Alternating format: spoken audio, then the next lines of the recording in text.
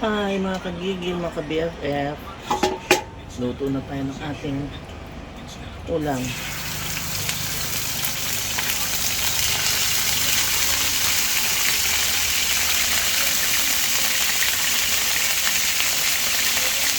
Tutuin muna natin ang ating manok, ano?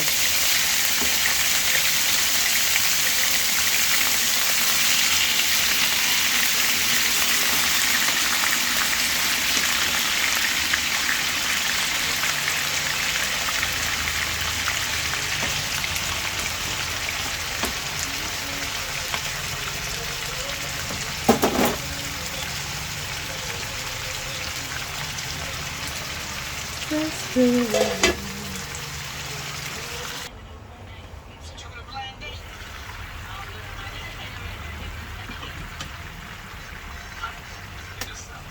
Lagyan na po natin yung ating pinagbabarang. Gusto ko kasing binababad yung ginagawa kong adobo, no? Para manuot talaga yung lasa niya.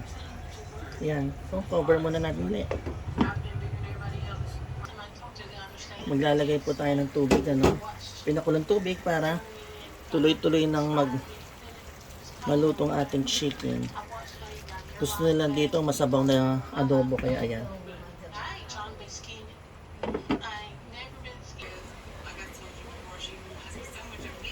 Ayan.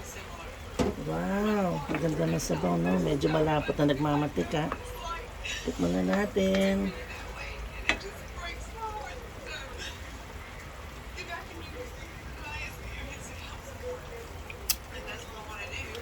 Sarap.